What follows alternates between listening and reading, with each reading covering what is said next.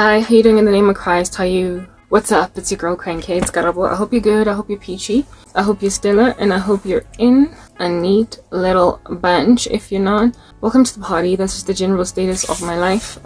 It's never in a neat bunch. Okay, cool beans and bananas. Let me just put some caveats on them. Kindly note that I have got these captions that are not always accurate. They sometimes use a small g for God. They're sometimes irreverent. They are sometimes misspelled, etc. All that jazz. One day in the future, God willing, I will adjust them. 1 second. Yeah. Kindly look out for my captions. Then next up, kindly look out for my application makeup. I'm very potentially wearing it. If I am, you'll know. If I'm not, you'll also know.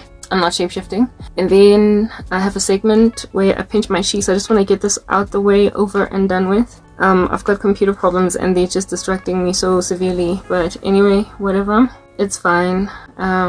Like I can't multitask on my computer. But anyway, I do this whole process of pinching my cheeks to show you that when you prick me, I bleed. I'm only human. I just want to get it out the way because now I've just got these problems with my computer. Like it has just restarted on me while I was in the process of uploading content, and while YouTube just picks up from where it left off, it's still very inconvenient. But yeah, anyway, whatever. Let me just get straight into the gist of the matter. Like, I don't even know why I'm doing this. Like, yeah, the intention of this whole exercise is to display that I've got blood in my body. When you prick me, I bleed. Some days it works, other days it doesn't. And today I don't think it worked, but frankly, I don't care. I'm just moving on.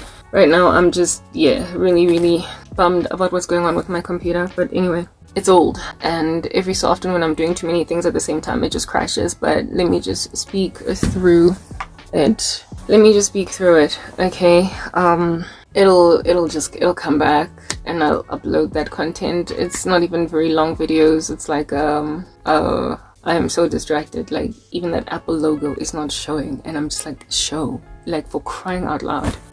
Anyway, whatever we deal. We're back. Let me just get this message out the way because frankly it's literally too early in the morning for me to be concerned about what's going on back there.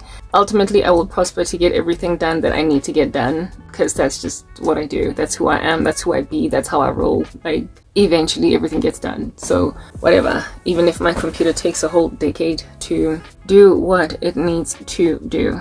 I don't want to be distracted by that very process. I don't want to be distracted because I need to get something out. Like, whoa, like just do something better over here. Ish. Okay, that's better. I had to unplug it from the back just to get it to even restart. Whatever. These are the kinds of things that make people involved in some severity just feel really hopeful where I'm concerned. I'm just gonna get straight into this message. Frankly, I need to rush through it because it's too early in the morning for me to be doing. Too late. Like it's like 2:30 or something, and I've still to eat dinner, all that jazz. Like I ain't got time for this. Yeah, whatever.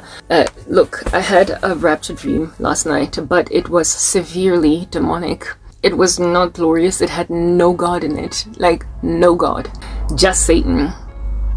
Perhaps, look, this message is essentially just an extreme warning to Christians to look out for fake rapture dreams. So I come from a time, alright, where it is that my life was so sad, it was so hard, everything just sucked so badly that I desperately wanted the rapture to happen because how else am I getting out of this? I imagine that there's no way that I'm going to escape these horrible life conditions unless the rapture happens. Yeah, you know, I felt like the only way out was through the rapture. Even though I was not leaning on nothing but the rapture, but I certainly was mostly hopeful for it. And so I basically had a self-fulfilling bias, a self-fulfilling prophecy just kind of dwelling in my bones, where I was actively seeking out YouTube channels that were talking about stuff like this. I was going out of my way to listen to people who even went out of their way to predict dates and everything, using all different kinds of charts, and I would get myself all riled up. But unfortunately, or fortunately, despite how anticipatory I was, there was something at the back of the head there that was like, this is dangerous, like this is not reliable, like don't, okay? You cannot be holding on to this only. You need to have something else to look at because that's going to be the better goalpost that you put out for yourself than waiting for the rapture. We wait for Christ's return, we wait for the rapture, we wait for the second coming, we wait for the rapture, even before the second coming, because that's what we're told to wait for in the Bible. It's the right thing to do, but we need to fill the earth and occupy it in the run-up too. But there was a time when I was just watching, not so much watching nothing but this stuff, but I was trying to encourage myself with it. Sorry. I was trying to encourage myself with it by basically saying that this is going to end badly for my enemies, because one day I'm just going to disappear and they're going to be real scared. Okay. And yeah, cool. I did this for maybe like a couple of months, a year. Alright, it didn't even last very long. And the severity of sorrow and disappointment that I felt when a certain time would come and go, a certain date would come and go, when a certain season would come and go, when things would be happen. Look, I'm smart, okay? And looking at the world around and Bible prophecy as it is being fulfilled, unfolding on the earth, I was not able to successfully 100% map it being the very end of the end of the end of the end of the end, right, to all of Bible prophecy. There were just certain things that were yawning at me, gawking at me, screaming at me, that I just felt either there must be a massive gap between the rapture and the beginning of the tribulation, where we're in heaven for like a couple of years before the tribulation even starts, which I mean, it takes away from the element of surprise, frankly, I don't know, or we still have time here for a minute longer, because certain things just need to kind of be a problem, before the tribulation commences. Not so much the rapture itself, but the tribulation. Certain, like the thing that sparks the tribulation, certain things have to be in place. And by imagining that there is by thinking, okay, that there is like the rapture is chronologically followed by the tribulation ever so immediately. When you think that way, it just looks to me like a little bit still needs to happen. Not a lot, just a little, right? And that was something that was really just kind of messing with me once again. Okay, look, my computer is up and running, so I don't like multitasking like this, because then it distracts from the attention of what I'm saying right now. But I'm going to be doing stuff on the computer while I'm talking, because it's imperative that I do stuff on the computer while I'm talking, because there's stuff that I'm doing on the computer while I'm talking, it needs to happen. Alright, yeah, anyway, let's just get straight into the point. The waiting around for the rapture was a thing. It still is. But like, it was very discouraging, very sorely discouraging, especially from around 2019, 2020 with the global disease. There were so many people that rocked up, and they just had these like speculations, and they were also compelling, and they've been compelling all these years down the line still, that it has flattened my heart rate, basically, from looking out for just that. I have made a solid determination to keep hoping for a future while being biblical, while hoping that the rapture does happen, but not giving all my eggs in that basket. Like, it's just not safe. It is not safe. I enjoy eschatology, looking at it. I enjoy people finding stuff that's going on and mapping it to the Bible. I enjoy that. But I am a woman that is suffering severely with absolutely nothing to her name, with nowhere to look, nothing essentially, that is looking up for her, largely.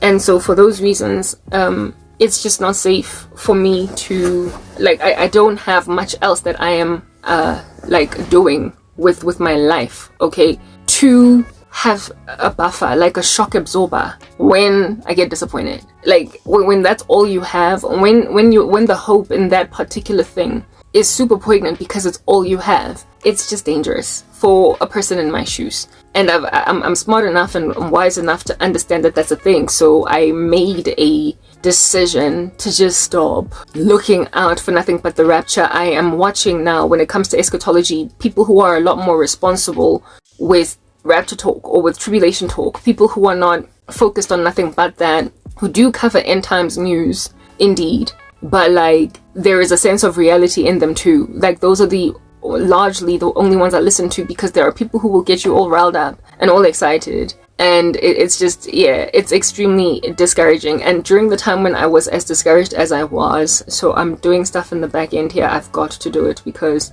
absent of doing it, like, I thoroughly am just going to be a blob of nothingness, just merely existing, gathering dust and ceasing to exist at some point. Okay, yeah, I've got like a ridiculous schedule that's backed up, and it's worsened by the slowness of my computer, because really I could do things a lot faster and within a more reasonable time space, but I'm not quite prospering because of my computer. But anyway, whatever. Yeah, the rapture, during the time when I was in this mode, where I was hoping for that largely. When I was super disappointed, my heart would be slumped and stooped, and I would be grumbling and basically just kind of making it clear that, God, you have left me, you've forsaken me. Like, how could you just leave me in all of this arid desert land? It's all so dry. Like, what is going on? Like, what is happening? If not the rapture, then what? If not the rapture, then what? And all I could do was also look at God on some, so let me just like get this straight, right? So you save me only to endure me through like a whole bunch of nonsense for like years. And then we get raptured. Could you not just have given me a husband and children while we wait? Couldn't you just have given me what I needed until such time that it was now time to go? You know what I mean? Why create the sorrow in my life if you knew that we were just, from the date of my redemption, like 15 years away? If we were just like 10 years away, why not just give me some kind of a semblance of a normal life as a Christian, and then, you know, go on right ahead to take us when I'm out of fellowshipping in a church with a newborn baby and a 4-year-old son and a 7-year-old daughter and a husband and a 16, like, you get my point. Like, could I just not have lived? Like, just lived. Could I just not have lived? Something inside me was like, you have got to have been doing a lot more with my life and my testimony to allow me to endure so much sorrow at the hands of my country. This cannot just end with a rapture. It can't. You've got to have been doing a lot more with my pain. In other words, like, how can I describe this? Like, Penina mocked Hannah for years before she got her baby, and those years that she was being mocked, everything was oblivious. Everything just seemed so obscure for Hannah that there was no way that she was getting out of this. I'm multitasking. I'm looking up there. It looked like there's no way that she's gonna get the baby, and then she did. So there is like a punch in the face of Penina, who imagined that you're old now, you've got a geriatric womb practically, like really, like you're not having a baby, and then she has 7. You know what I mean? And in the story of Joseph is for me, I think the biggest story that I would imagine is sort of kind of similar to mine, in that he was betrayed by his own brethren, you know. And God, for me, it was like, imagine Joseph in Egypt, basically suffering from like some sickness, all right, like being like having a cough, a cough, yeah. And back then, you know, there was no penicillin or whatever, no antibiotics, and he's thinking that he's gonna die from this. And at that time, he's like in jail, he's in prison, he's in an Egyptian prison, and he's about to pass away. What would Joseph think? Joseph, for me, it's like he would be like, just like that. So you give me all those dreams and visions, you tell me what's gonna happen, and then I just pass away in a foreign country in prison from like a sickness that comes into my lungs. So this is what you fashioned for me. This is why couldn't I just have stayed in Canaan? Couldn't, like, there was just so much more that I could have done for you from that vantage point. Couldn't I have just had a wife and children then? Like, brothers persecute me until I moved out of my father's camp, but, you know, keeping in touch, giving him a cell phone number, proverbially, of course. But like it can't just, for me, it's like, is that it? Like, things just can't end like this. Like, yeah, fine. So I die and I go to heaven. I perish and I go to heaven because I'm Joseph. I'm born again. But this is it. Is that it really? This is all you're doing with my story. What I'm trying to explain is that there tends to be massive, jam-packed purpose behind persecution. Like, just every story, every harrowing story in the Bible where there was some kind of exquisite persecution of God's people for any amount of time always resulted in just this big pow exit for God's people. Wow, all my 3 videos uploaded on this channel. Good. Okay. Yeah, it just resulted in just this mighty breakthrough, this act of God that evidenced that it was God. Basically, God, you know, trumpeting on a rooftop that I have rocked up for my child. And never mind for my child, but for my own namesake. Like, I am God, and the whole earth is full of my glory, and the heavens shake and rattle, because I say so.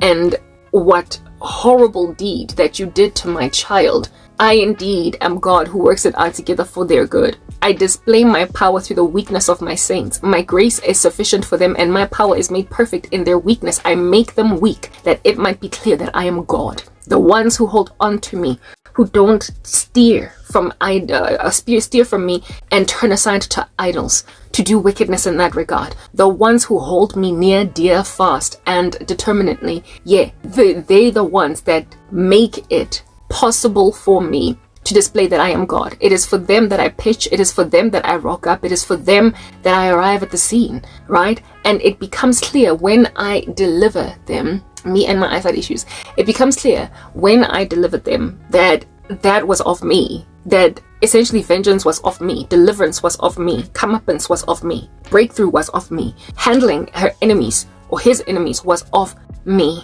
They tend to have been in a very, very, very lowly, weak, like finished off position, these disciples of mine. Like there is no help coming inside, that the fear of the Lord might course through the veins of the lands when they make an observation of the miraculous Lazarene resurrection that my child ultimately walks in, when it appeared as if though this child of mine was not going anywhere. There tends to be an exquisite breakthrough story. Look, I'm not saying all the time. There are Christians that go through a lot of severity, guys, in some pretty terrible countries that ransack believers. They kill them, they martyr them, they scratch them and stuff like that off the face of the earth entirely. And their testimony is that martyrdom, and it plants seeds for the church, right? So I am not disqualifying or discounting those who die in the midst of sorrow, but I am trying to highlight that there is always something very God glorifying about every last persecuted Christian's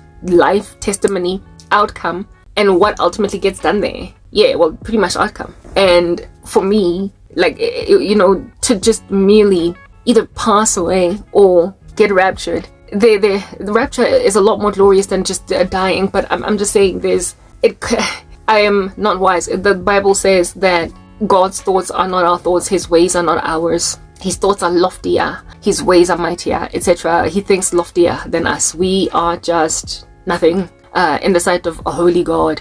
And we largely sometimes even think just a ton of nonsense, okay?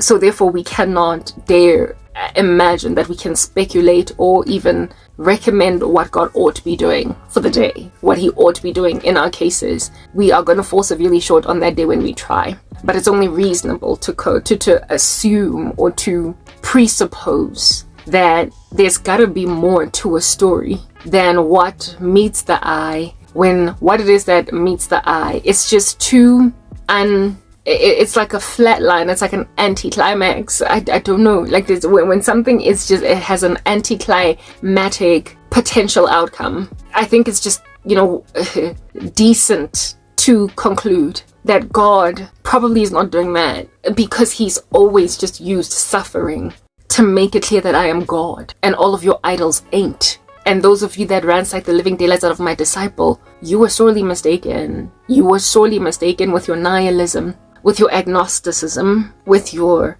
atheism, with your idol worship of other gods, your ancestral worship, your blah, blah, blah. You were sorely mistaken. Like, sorely. Yeah. You who scattered my disciples, imagining that you can wipe them off the face of the earth, you were sorely mistaken. God always just rocks up with like a big powy message.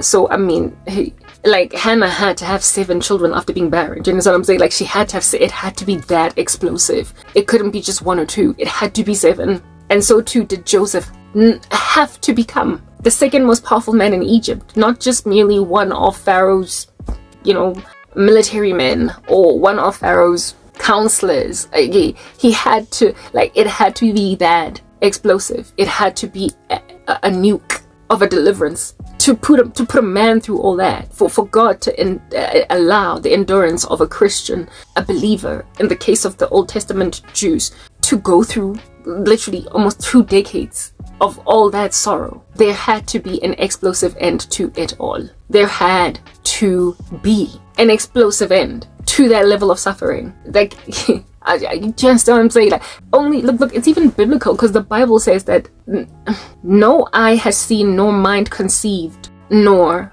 no ear has heard, no eye has seen, no ear heard, no mind conceived the things which God has prepared for those who wait for him. Okay, yeah, so there is just a clarity of exquisite deliverance and breakthrough and provision ultimately by God when people wait. It's just correlated. The scriptures make it clear that there is massive returns. There are massive returns to be enjoyed by the one who patiently endures evil. Those are his promises. And while heaven is a massive return, it is a massive return for every saint, ubiquitously, with no discrimination. It's a massive return. It's an end result for everybody, for the martyred saint and for the one that gets to live to the age of 95 and then passes away from natural causes. Heaven is a massive return for every last saint. But the wicked on the earth, okay, a lot of them don't even believe in heaven. They are nihilistic. They think nothing happens when we pass away,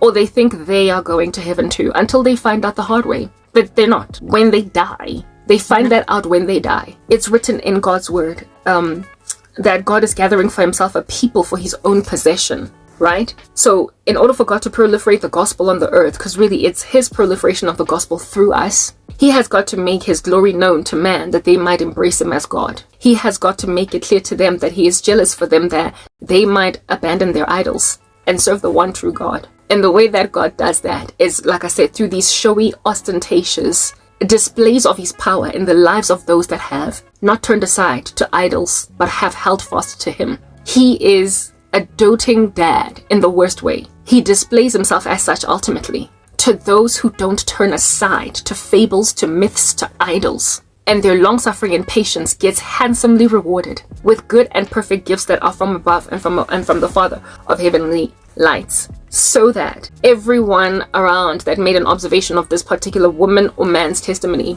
will glorify God in heaven when they get a breakthrough, or get severely judged since they were antagonizing that Christian, sending fear throughout the lands for the God of that delivered saint. And so therefore, evangelizing anyone that can look onto that situation. And so therefore, successfully bringing for himself a people for his own possession through that testimony. The Great Commission on the planet cannot be achieved successfully absent of Christian testimony. We overcome the devil by the blood of the Lamb and the word of our testimony, and we cannot testify of finally being told in heaven by God, "Well done, my good and faithful servant. You have fought the good fight. You have run the race. You have kept the faith." We can't testify of it yet because we're gone. We're dead. We've left this plane. We're in the sky. We are with the Lord forever. And while heaven is rejoicing and we are rejoicing, don't nobody know largely. And those that did not believe in God, who thought we were wasting time with him, will just be like, whatever happens when they die. You know, she believed that she's going to heaven, so maybe that's where she's at.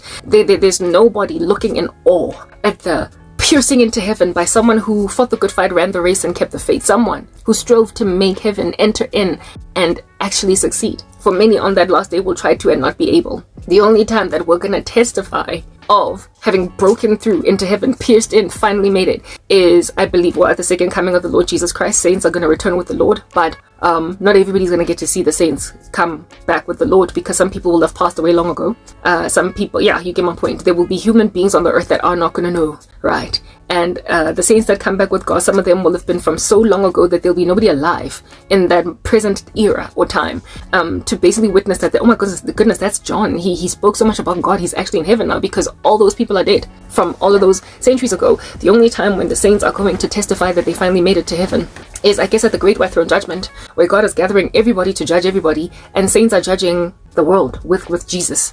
Right? That's the only time. But before then, the Great Commission gotta happen, that people might avoid being on the bad side of God at the Great White Throne Judgment. He's gathering for himself a people for his own possession. So how in the world do you show a person God? How does God show people himself and the veracity of his person to disincentivize them from continuing with idols? He must, of course, do ostentatious shows of his power on the earth, just like he did at the Red Sea. You know how it caused the world around Egypt to fear the God of the Hebrews because of what he did to the Israelites.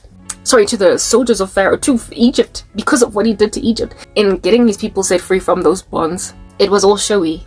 God has a thing about being showy. Even with Samson, when he was dying, he sought the Lord's face to give him might and power and breakthrough and deliverance at his death. And in his death, Samson, it is written, killed more Philistines than he did when he was alive, because he asked for power to be restored to him, and God gave him that power at the final hour. There is an ostentatious display of power at the end of a man's life that was earthly, felt, understood, and therefore likely sent a ricochet of shockwaves in all of ancient Philistia, otherwise known as modern day Palestine. Let's just put that out there. That place don't exist. Yeah, so with that being like a whole thing, just making an observation of Bible stories, for me, it's like heaven is all of our inheritance. It is all of our great provision. It is all of our mammoth gift that no eye has seen, no mind conceived, no ear heard, when God awards it to us ultimately. But it is unseen until further notice, until the great white throne judgment.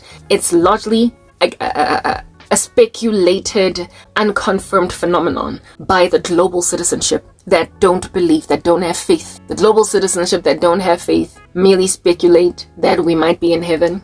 And top of that, they think everybody else that died, that wasn't saved, is also in heaven, right? What does God do to bring people to himself? And why would the Lord endure a saint through suffering at the scale of what I've gone through, at the scale of what Joseph went through, Hannah, etc., etc.? Guys, I'm inheriting heaven, like that's gonna happen, okay? But like if I died and went to heaven, people would literally have just gotten away with murder on the earth. If you think about it this way, like even in the book of Revelation, when those martyred saints under the altar are lamenting, how long are you going to give us justice? They're in heaven. They have essentially arrived. Precious in the sight of the Lord. It is written somewhere in the Proverbs, I believe.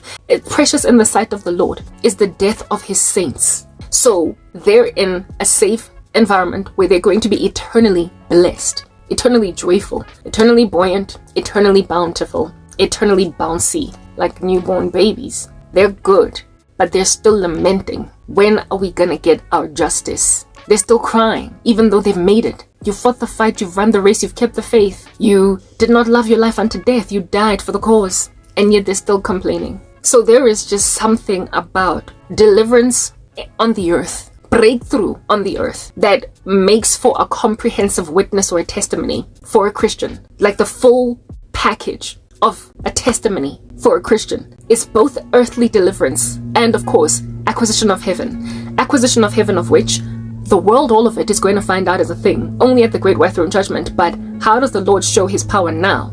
Through our breakthrough and our deliverance here and now on the earth. Indeed, even in Mark 10, this is validated.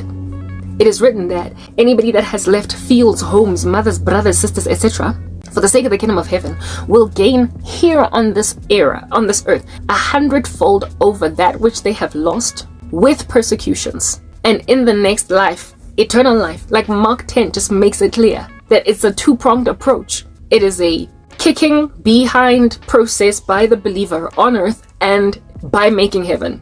We do both. We do both. And the scriptures are littered with such stories as these. You know how David wrote that beautiful poem to God at the end of his life, that psalm saying, "You delivered me from absolutely everything." David was known as one of God's mighty men. He was a man after God's own heart that had many feats in his life, many enemies, and he conquered them all. Saul, Absalom. I could go on.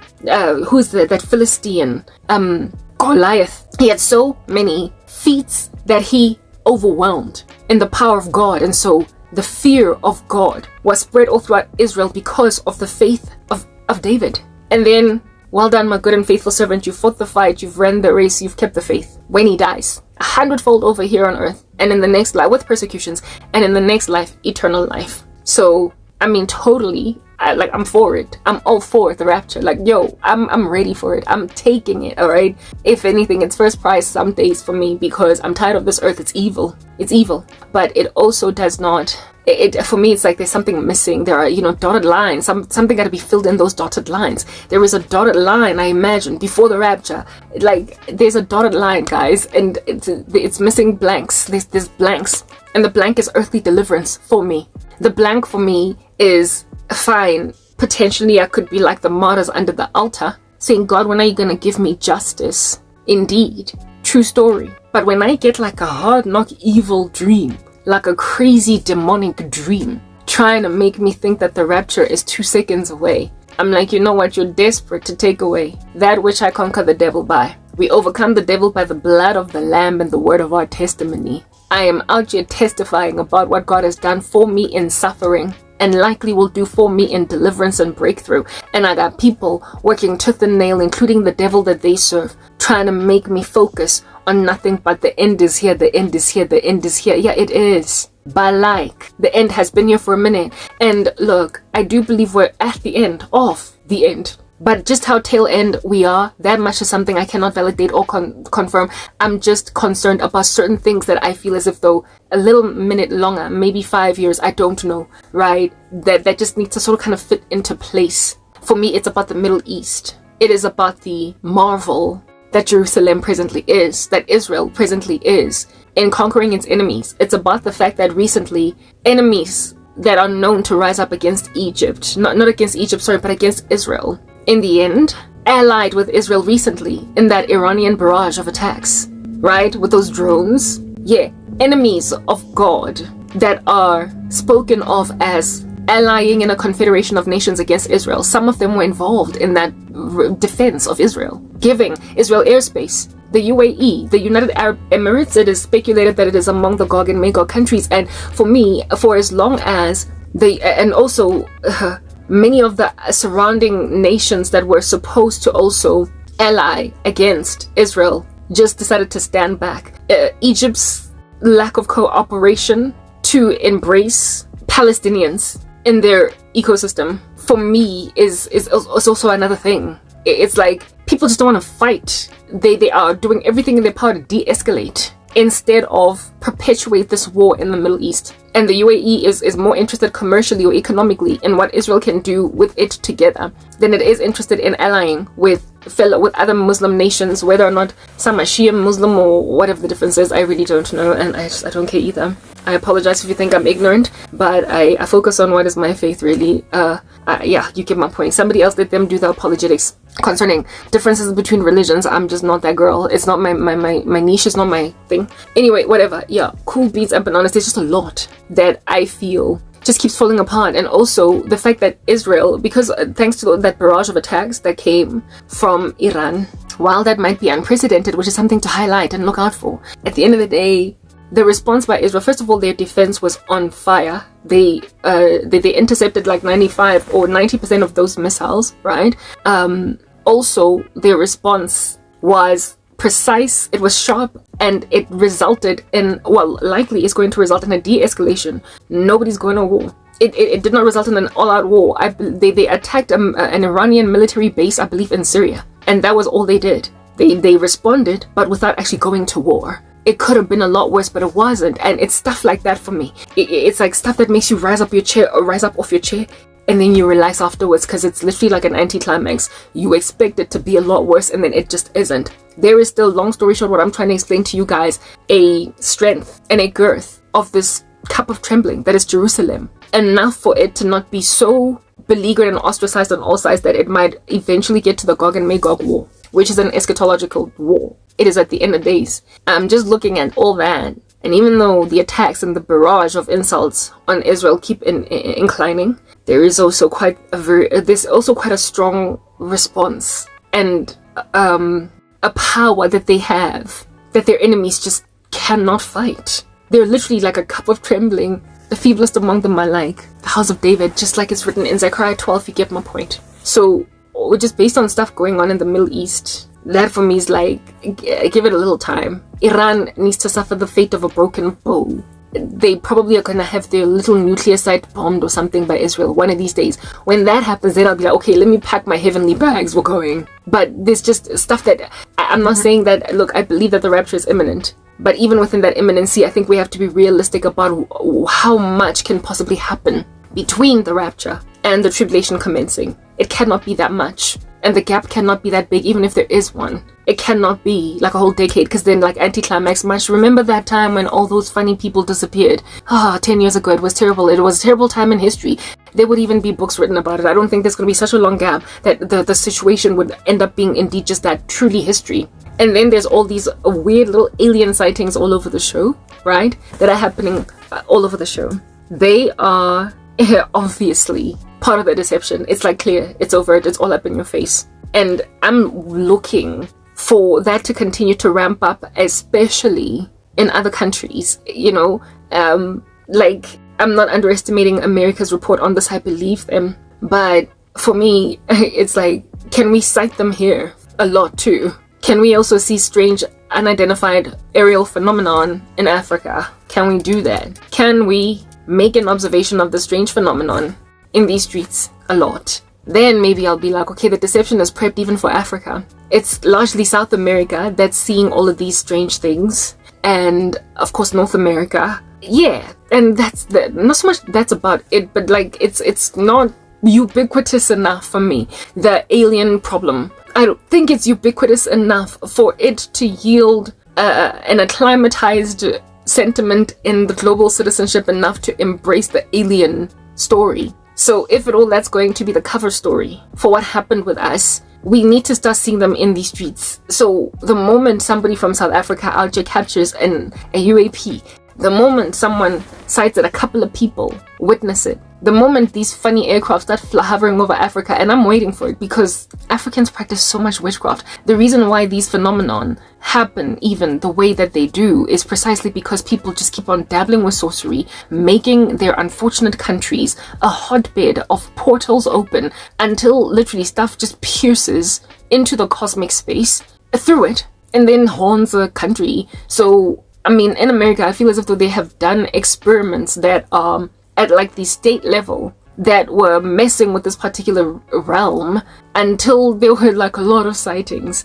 And yeah, you get my point. Lots and lots of sightings. I don't know, guys. Like, look, I can't tell you why in the world of the heaven all these things are happening so much in the US. Plus, it's a global superpower. So, of course, the devil is going to focus a lot of his energy on them because they're extremely influential. So he will, yeah, sort of kind of pull stunts of that nature a lot to American citizens type establishment thing.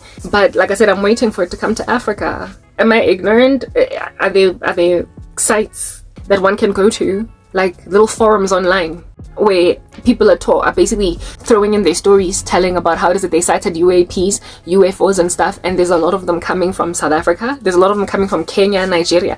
If I'm missing something, then please let a sister know. But for now, I feel as if though the issue is a little bit concentrated in the West, to a point where we cannot therefore then ubiquitously apply to the global population to imagine that everybody has been acclimatized. I feel as if though the acclimatization of everybody is going to have to be ubiquitous for that to be a believable lie. Yeah, so yes, the aliens are being sighted, total true story, but can we see them around these streets? Like, can we? I mean, I don't want to see them. Heck no.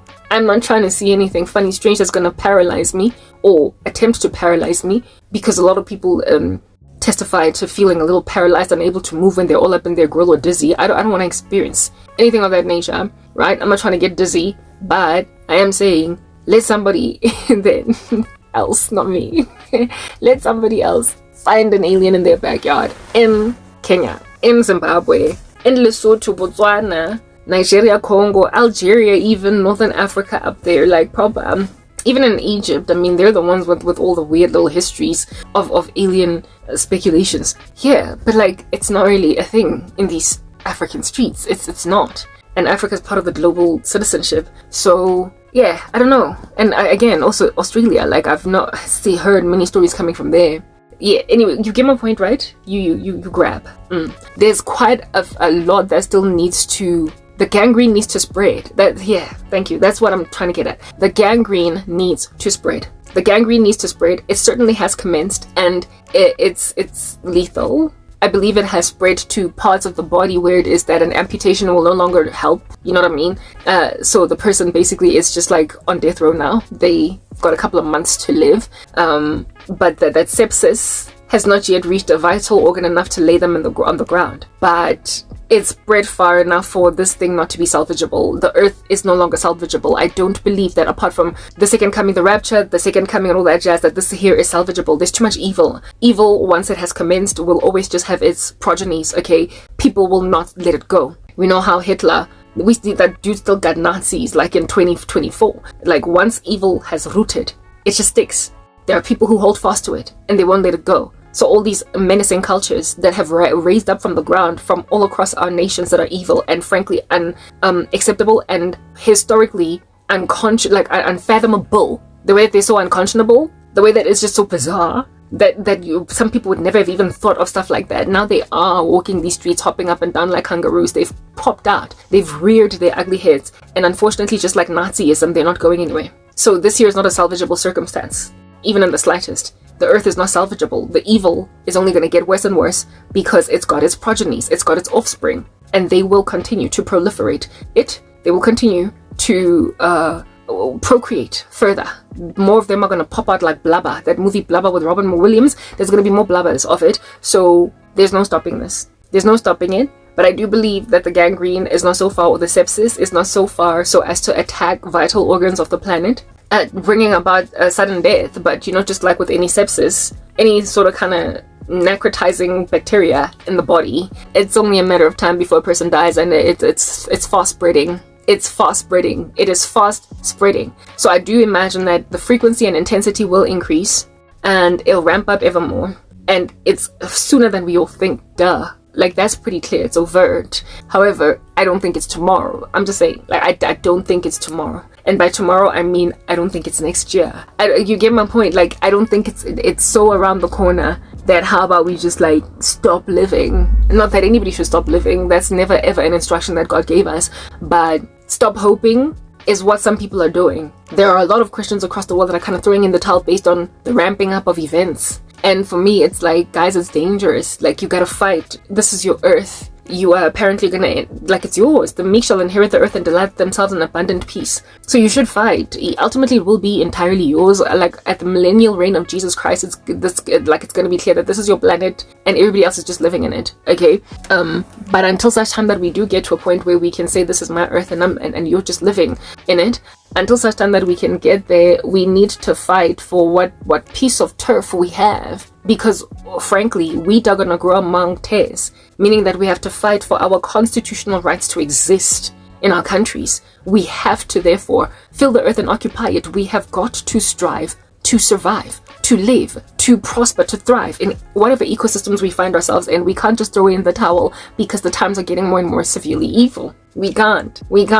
Because then, in the run-up to the rapture finally happening, lives are just going to be so crazy discouraged. Christian lives are just going to be so sad, so flat. So, yeah, like a banana peel on the side of the street, just slipping everybody up, punctured like a tire type thing. You gotta fight for your piece of earth like proper, because God gave it to you to be fruitful in it and multiply, to fill the earth and occupy it. And it is irresponsible for anybody to just sit around waiting for the rapture, because these mean buggers everywhere all over these streets just won't stop proliferating little mini blubbers that they just keep on reproducing by a process of mitosis or whatever. It's just irresponsible. It's entirely irresponsible, and we have to fight. And I'm fighting. I do not want to suffer discouragement when the rapture doesn't happen, but yes, it is first prize for me that it should happen, because I really do want to go home. But is it first prize for God? I want to go home. This place sucks. I hate it.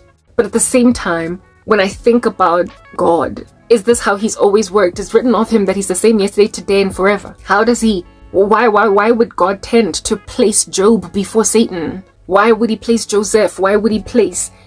Like, there's often just this massive thing that he is ultimately displayed as was planning on doing for this human being, like, at some point. So I've noticed, like, I got a dream. Like, there is a desire by the kingdom of darkness, and also by Satan, generally Satan, to get me to just kind of look at nothing but eschatology. And it's like, I'm happy to be a virgin with oil in her lamp, but I'm not happy to be a virgin with oil in her lamp that's not even trying to continue to wait while waiting for the groom. There is an irresponsibility in a lethargic Christianity, anticipating nothing but the rapture. There's just something so dangerous about that, because some people don't have the emotional capacity to bounce back from a disappointment when the world sucks so badly that they can't help but want to go home, and then they don't go home. Some people don't have the emotional strength to just keep taking that. It's a risk for suicide. That's what I'm saying. It's a risk for so much melancholy, despair,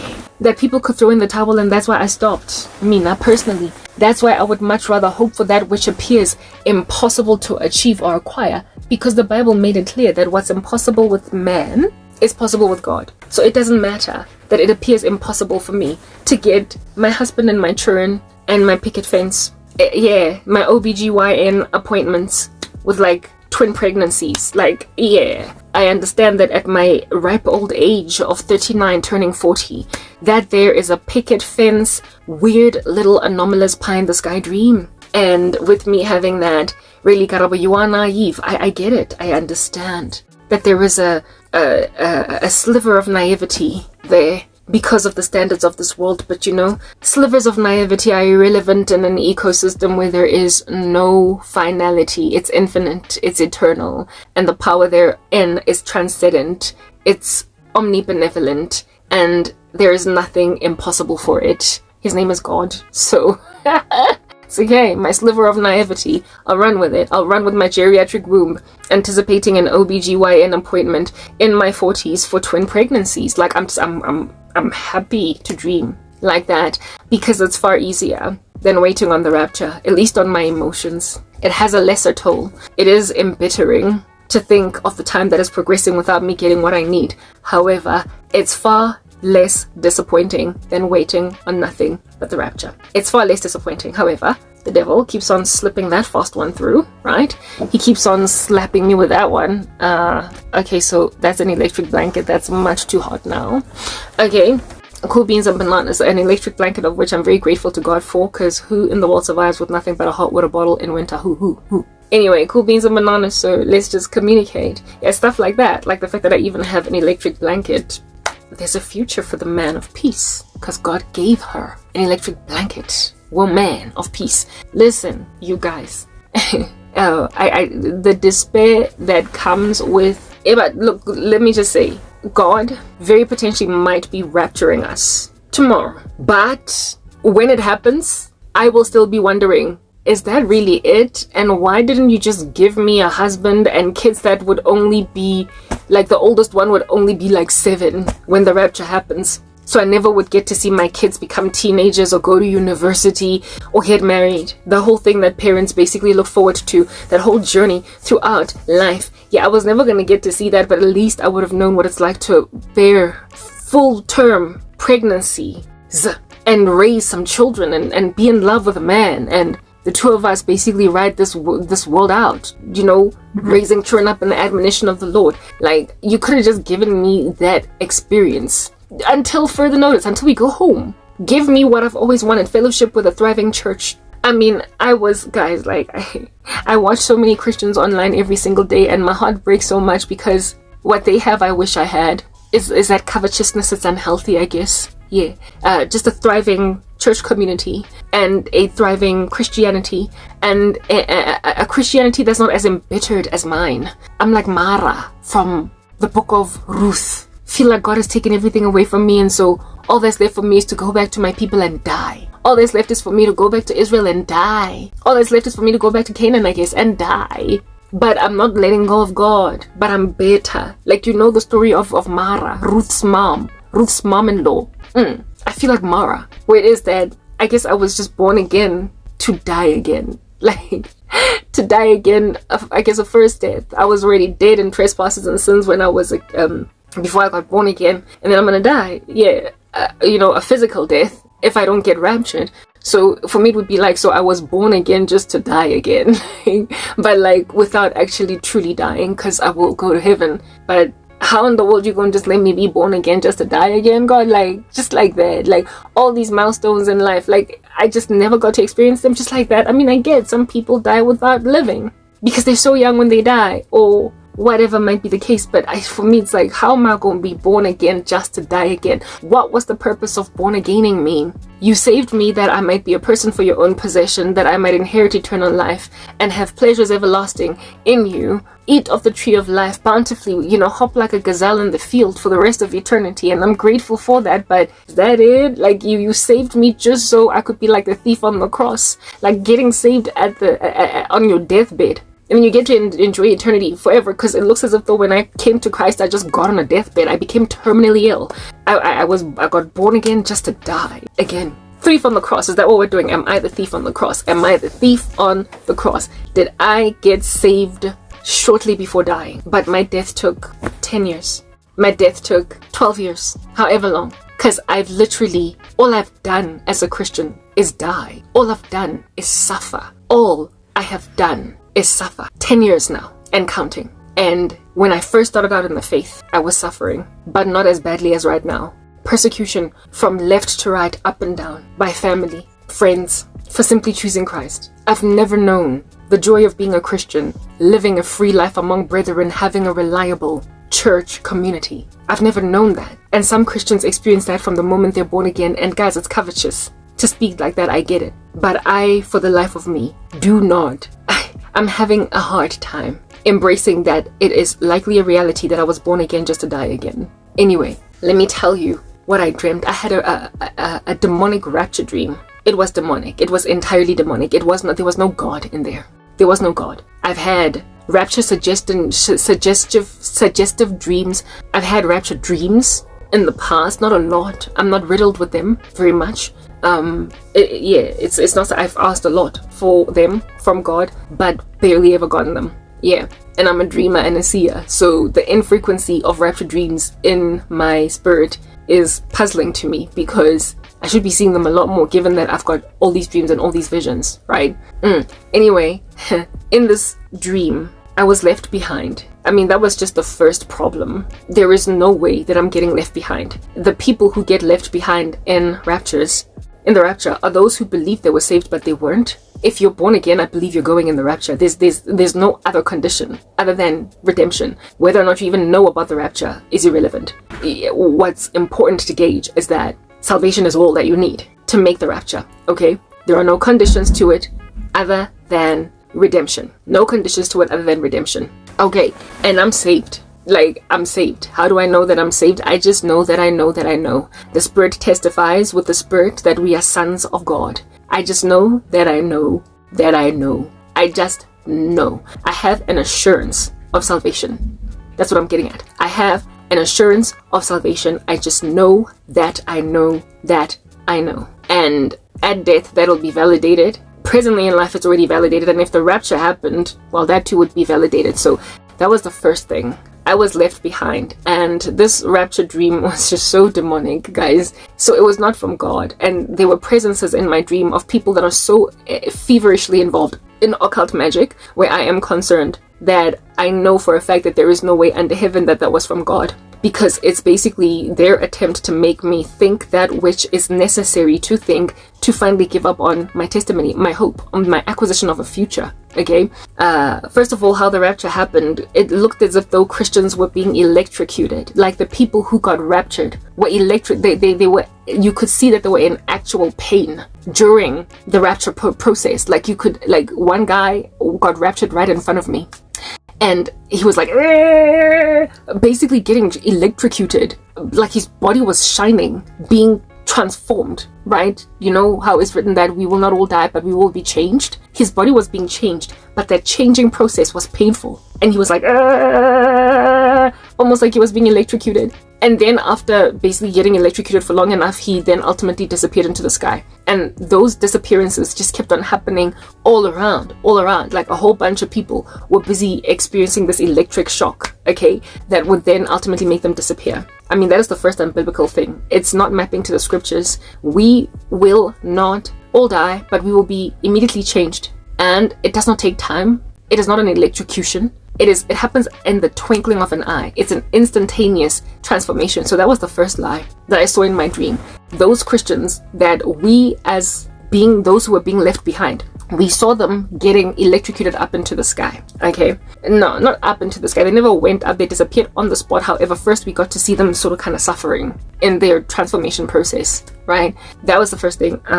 And then after that happened, because of how it happened in my dream, and because of the fact that I was waiting to get raptured, given that I'm a Christian, okay, I did not believe that it was the rapture that had happened. I did not believe it was a rapture. I thought it was something else. I don't know what, but I just imagined that was something else. So I continued on right ahead to just live my life. The whole dream was shrouded in darkness. It all happened in the pitch of night, and I kept on hopping from house to house of family members. Every time I hop from house to house of family members, God is showing me sorcery, because many of my family members are involved in darkness and are responsible for the calamity that has befallen all of us. Okay, And when I keep on going from house to house, basically, pillar to posting from house to house, it's God showing me just a fruitlessness in attempting to discover a solution from bondages that are afflicting family members by going from pillar to post, house to house, instead of look up and lift up your head for your redemption draweth nigh. Instead of looking at Jesus, they're looking at sangomas. Who has bewitched me? Is it my cousin? Is it my sister? Is it this and that? Anyway, and I kept on moving around from house to house, and people in this society had all gotten used as some strange event happened that, basically made people disappear. First, however, these people having been electrocuted, and everybody imagined that, at least it wasn't me. They were carrying on as normal. They did not think it was a rapture. They didn't believe it was a rapture, and neither did I believe it was a rapture. They were carrying on as largely normal. In my dream, life happens, tragedies happened, and there was a tragedy that happened on a particular date, so let's move on. It's a moment in history that we will all remember, but let's move on, okay? And I tried to do just that, because I didn't think it was the rapture. Why? Because I was here. I was left behind. And I kept on hanging. Okay, so I was moving from pillar to post, from house to house of family members. I then ended up moving, going to go and hang out with people that I don't hang out with. I was hanging out with them. My cousin, like I said, people in that dream were shown me that are destructive to my life, have been destructive, and are unreliable today. Still, we have no relationship. We are not friends. We are not close at all. And I would never hang out with them, not in that capacity. Unless I'm evangelizing them, I would never hang out with them unless they're interested in the gospel. I have no relationship with them. I have no fellowship with many of my family members. And this cousin of mine that used to be my bestie in the family, I was hanging out with her like it was not so much old times, but I was just hovering around her, chilling with her in a way that I just wouldn't today. The only way that I would chill with that chick is if she's prepared to basically sit down and talk about God. Tell me about God. How can I find forgiveness? How can I, that's the only time that I would ever humor a conversation with that woman. Right now, there's just nothing at all left between us. Do you understand what I'm saying? Nothing at all. We're just at enmity, and irrevocable enmity until her redemption. If she gets saved, we could talk. But right now, she's just lost as lost can get and is a mortal enemy of mine. Okay? But in that dream, with that state of her being my mortal enemy, having destroyed everything of mine, we were having some kind of strange, awkward fellowship. That was yet another demonic thing that was suggested in the dream. I went outside, right? I then went outside, and when I looked up in the sky, there were alien spacecraft all over. Independence Day style alien spacecraft. The way that there was just so many of them in the sky. You know how with Independence Day, there was that flying saucer that was just hovering over one particular city, and then they were all over the world?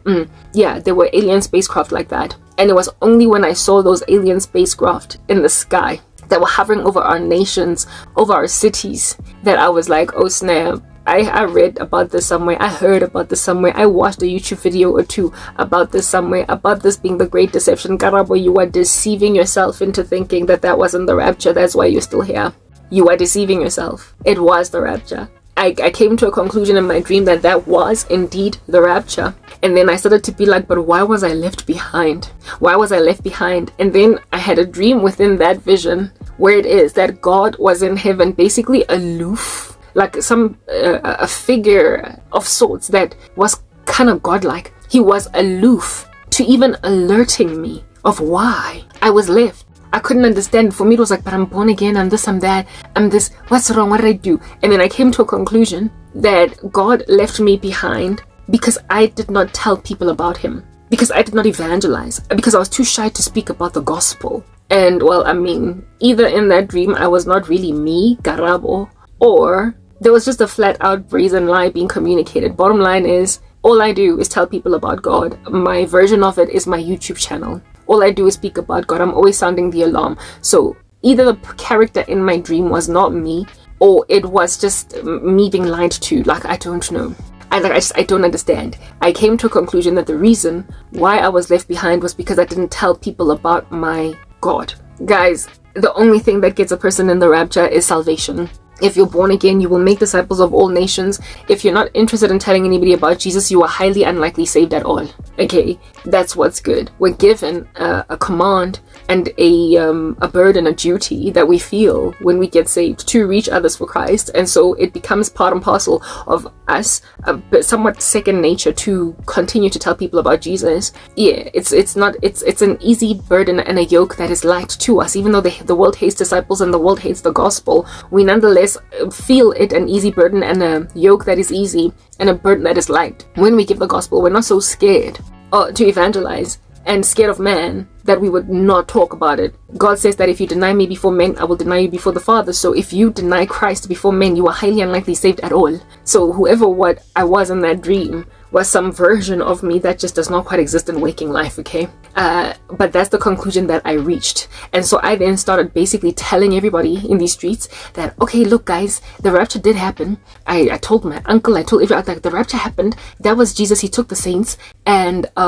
get born again. And they were all just ignoring me. They were all just walking right by me, but like basically they looked at me on some, please, you and your Christianity, you were busy walking around as a Christian before, and you're still here and you claim that was Jesus, whatever. They were just ignoring me, okay? They would not hear anything at all that I was saying. And I then told them that after 3.5 years, I'm going to get raptured in a mid-tribulation rapture again. Now, I do believe that. I do believe that there's more than one rapture. I believe that the Lord does take the saints prior and then a whole bunch of converts in the tribulation. I do believe somewhere in the midway mark of the tribulation, he takes them again. I believe it's in the Bible, and that's another story for another day. All right. So in my dream, I basically told everybody after 3.5 years, I'm going to go to heaven. God is going to take me. But you guys must get saved too. It would be ideal if you guys also get born again. All of you guys must also get born again. And the dream basically ended with me with me trying to reach people who were refusing Christ, for Christ, in a post-rapture world that was just after the rapture. Like it had just happened. There were yet to be too many calamities. It was dark everywhere, but there were not yet like plagues falling, you know, the seal judgments and all that jazz, the horsemen of the apocalypse. None of that was happening yet. It had yet to happen.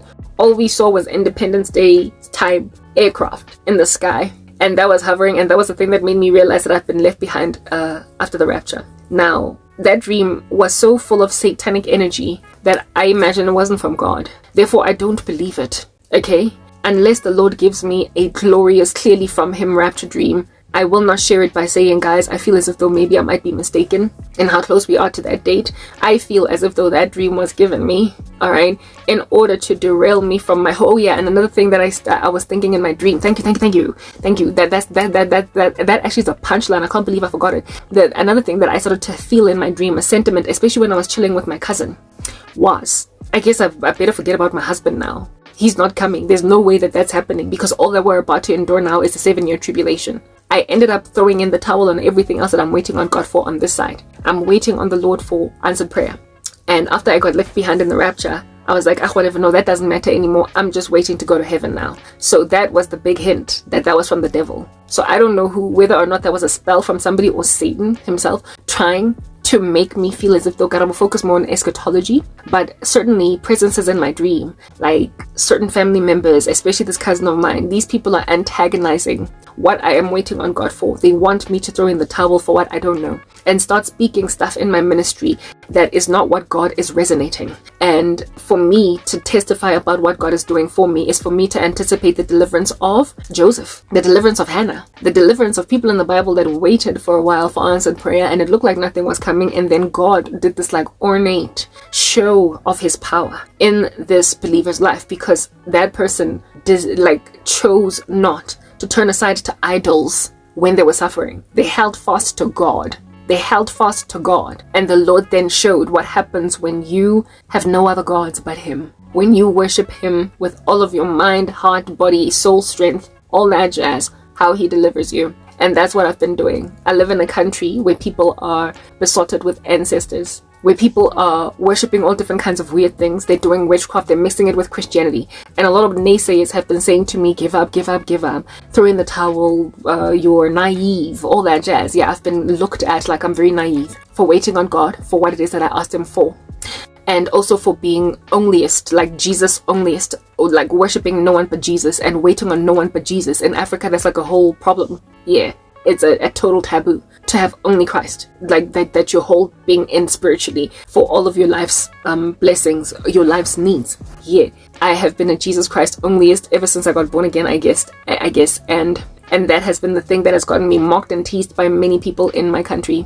And that mockery and that teasing is what it is that is ultimately going to get them humiliated. The table is being prepared for me in the presence of my enemies. Do you understand what I'm saying? The Lord is going to display himself faithful and true in my particular case. Do you understand what I'm saying? Yeah, precisely because I have not turned aside to idols. It is those that don't turn aside to idols that cause the show up of God, because he will not share his table with demons. He will not award an ornate deliverance to someone where people are going to be confused who did it for you, ancestors or Jesus. He will absolutely do no such thing. He will not pitch to a fire. He will not burn a sacrifice chanted over by prophets of Baal. That's what I'm getting at. He will only respond to Elijah. And in this instance, I am Elijah on Mount Carmel. And there are people actively trying to block that because they're scared of my Jesus Christ onlyism.